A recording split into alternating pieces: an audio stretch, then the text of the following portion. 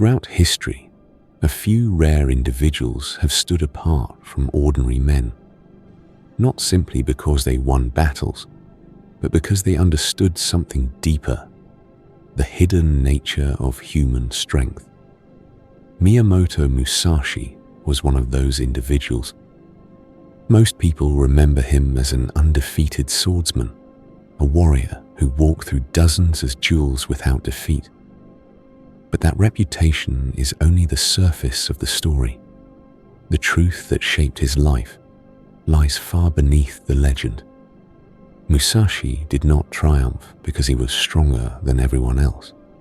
He triumphed because he discovered something many people never realize about themselves. And even centuries later, that discovery still speaks to the modern world. The year was 1584. Japan was living through an age of constant warfare, where uncertainty filled everyday life, and survival itself was never guaranteed. Into this unstable world, Musashi was born. His early years were not shaped by comfort or safety. Instead, they were shaped by hardship, discipline, and the harsh lessons that come from facing danger too soon. Yet those trials did not only teach him how to fight, they awakened something quieter and more powerful, the ability to observe. While others trained their bodies, Musashi began training his awareness. He watched how people moved, how they reacted under pressure, how fear revealed itself in subtle ways. Long before he mastered the sword, he was already studying the human mind. Most warriors believe combat starts when weapons are drawn. Musashi saw it differently. To him, the real battle began much earlier, in posture, in hesitation, in the invisible tension inside an opponent's thoughts. He learned to recognize doubt before it became visible. He sensed fear before a strike was made. And once a person lost confidence within themselves, the outcome of the duel was almost decided. In this way, the sword became only the final gesture of a victory, already won in silence. This was more than martial skill. It was psychological clarity, an understanding that the greatest struggles are fought inside the mind. Years passed, and Musashi's name spread. Stories of his victories traveled across the land. Many began to see him as invincible. But success brought him an unexpected question. What if defeating others is meaningless if you cannot defeat yourself? Few people stop to ask this. External victories are usually enough to satisfy the ego. Musashi, however, kept searching. He sensed that the greatest weakness a man faces does not stand in front of him. It lives within him. That realization changed the direction of his life. Through observation and reflection, he began to notice a pattern among men. Many were not defeated in battle, yet they were still controlled by unseen forces, the need for approval, the habit of avoiding discomfort, the pull of uncontrolled desire. These chains are silent. No one can see them from the outside. But slowly, they drain strength from within. The most dangerous part is this. People often mistake these chains for freedom. After understanding this, Musashi made a decision that seemed extreme. He stepped away from noise, from praise, from the distractions that fill ordinary life. He chose solitude because he realized a difficult truth. Only when no one is left to save you do you begin to discover your real strength. In the stillness of mountains, in the quiet darkness of caves, in long hours of silence, his true training began. There were no opponents to defeat, only fears to confront, doubts to face, and desires to understand. Solitude reveals what distraction hides. In that silence, 3 inner voices became clear. One whispered, "You are not enough." Another insisted, You cannot stand alone. You need others to complete you. And a third asked quietly, what if you fail? What if you lose everything? These voices turn many people back before transformation can begin. Musashi did not run from them. He listened. He studied them. And slowly, he learned to stand above them. At this point, Musashi was no longer just a warrior of the sword. He was becoming a warrior of the self. He understood something simple, yet extremely rare. Strength is not proven in moments when everyone is watching. Strength is built in silence, when no applause exists. And this realization was only the beginning, because ahead of him waited a deeper test, a quieter battle, and a truth powerful enough to transform an entire life. Silence changed Musashi, not in a sudden, dramatic moment, but slowly, like night turning into dawn so gradually that you barely noticed the light appearing. Days alone became weeks. Weeks became years. And during that time, the battles he faced were no longer against other warriors, but against the hidden weaknesses inside himself. This was the stage of his life few legends ever describe, because inner wars are invisible, and invisible struggles rarely become famous stories. Yet this was where the real transformation began. One of the first truths Musashi confronted was painfully simple. Most suffering comes from resisting what already is. People spend years wishing the past were different, fearing what the future might bring, or avoiding decisions that feel uncomfortable. But reality does not change just because we refuse to face it. Musashi began training himself to accept each moment completely, without denial, without complaint, without escape. This did not make life easier, but it made him stronger, because acceptance is not weakness, it is clarity, and clarity removes fear. While others searched for comfort, Musashi did the opposite. He walked toward difficulty on purpose, cold mornings, long isolation, relentless discipline, endless repetition of simple movements. To an outside observer, this life might have looked harsh or unnecessary. But Musashi understood something profound. The mind grows only when it is pushed beyond ease. Comfort keeps a person the same.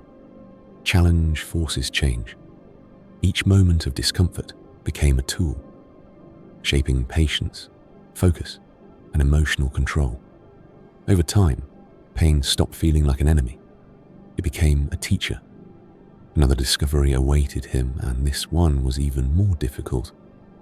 He realized that many men believe they are free simply because they can follow their impulses. But impulses are not freedom.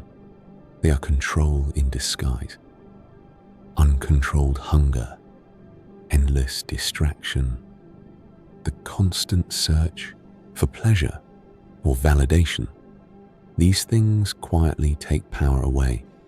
A person ruled by desire cannot remain steady in moments that require discipline. So Musashi began practicing restraint, not to punish himself, but to reclaim authority over his own mind. Little by little, he learned to choose action instead of reaction. And in that space between impulse and decision, true strength appeared. Among all his practices, one stood above the rest.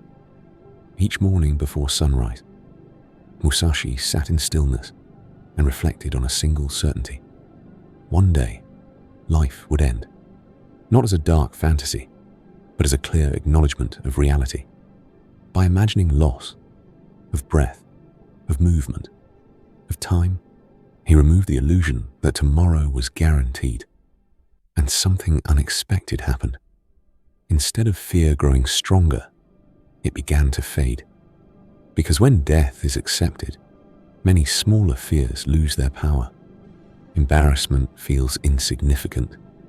Failure feels temporary. risk becomes easier to face. The awareness of mortality did not make life meaningless. It made each moment more valuable. Years later, Musashi stepped back into the world of people, but he was no longer the man who had left. Outwardly, he still carried a sword. He still walked the same roads. He still faced challenges. Yet something invisible had changed. His movements were calm. His presence was quiet. His emotions no longer reacted to every situation. Those who encountered him felt it immediately. Not aggression, not anger, but an unsettling stillness. It was the stillness of someone who had already faced his deepest fears and survived them. And that kind of calm can be more powerful than any weapon. From this inner transformation, a new understanding emerged. Victory was no longer about defeating an opponent. It was about maintaining balance no matter what happened outside. Praise or insult, gain or loss, danger or safety, all of it became temporary. What remained constant was the discipline within. And from that discipline came a different kind of confidence, one that did not need to prove itself. Musashi had crossed an invisible threshold. He was no longer searching for strength. He had begun living from it. But the final stage of his journey, the stage that would define his legacy, was still ahead. Because true mastery is not proven in solitude alone. It is tested when you return to the world and face it without fear. When Musashi returned to the world, people expected to see the same warrior whose name had once inspired fear. But what stood before them was different. He was calmer, quieter, almost ordinary in appearance. And yet, those who faced him sensed something they could not easily explain. A presence without tension, confidence without arrogance, strength without noise. It was the presence of a man who no longer depended on victory to feel complete. Legends often speak about famous battles, about speed, skill, and perfect timing. But the most important duel in Musashi's life was never recorded on a battlefield. It was the long, invisible struggle between fear and clarity, between impulse and discipline, between needing the world and standing free from it. By the time he faced opponents again, the outcome was often decided before a single movement began. Not because of intimidation, but because calm certainty unsettles an unsteady mind. True advantage, he had learned, does not come from aggression. It comes from inner balance, from years of solitude, discipline, and reflection. Musashi's understanding became simple and clear. He began to live by quiet principles that required no audience and no praise. First, solitude reveals truth. When distraction disappears, a person finally meets himself honestly. This meeting can feel uncomfortable, but it is the doorway to real growth. Second, discomfort is a teacher. Ease keeps life predictable. Challenge expands what is possible. Every difficulty carries the chance to become stronger than before. Third, emotional dependence weakens freedom. When identity relies completely on approval, attention, or validation, peace becomes fragile. But when worth is built internally, stability follows.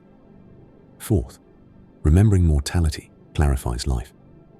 Awareness that time is limited does not darken existence, it sharpens it. Decisions become more honest. Moments become more meaningful. Fifth, mastery begins with self-control, not control through force, but through understanding. The ability to pause, choose, and act with intention is the root of lasting power. These principles were not rules meant to impress others. They were quiet foundations for a steady mind. As the years passed, something unexpected happened. Musashi's relationship with conflict changed. Earlier in life, battle had been unavoidable, a test of survival in a harsh world. But later, he no longer needed to prove himself through destruction or domination, because the deepest victory had already taken place within. When a person no longer fights to protect pride or image, many conflicts lose their meaning. And in that freedom, a different kind of strength appears, one that protects life instead of taking it. Near the end of his journey, Musashi's insight could be expressed in a single quiet paradox. The less you need, the stronger you become. When approval is no longer necessary, respect arrives naturally. When constant company is no longer required, relationships become genuine. When success is no longer chased desperately, achievement grows without force. Freedom begins where dependence ends. This was not philosophy for warriors alone. It was a truth about being human. Musashi's legacy is often described through victories, duels, and legends. But those are only symbols. His real message is far simpler and far more difficult. Do not spend your life trying to defeat the world. Learn to understand yourself, because a person who conquers others may still live in fear, but a person who conquers himself cannot easily be shaken by anything. Every story that survives centuries does so for a reason, not to admire the past, but to question the present. So the final question is not about Musashi, it is about you. What would change if you stopped running from silence? What would grow if you faced discomfort willingly? What would remain if everything external disappeared? Some journeys begin with noise and excitement, others begin quietly, with a single honest decision to live differently. The path of discipline and self-knowledge is often described as lonely, but loneliness is not the destination. Wholeness is, because when a person finally becomes steady within himself, connection with the world no longer comes from need, it comes from fullness. And a full heart does not walk through life alone. It walks through life complete.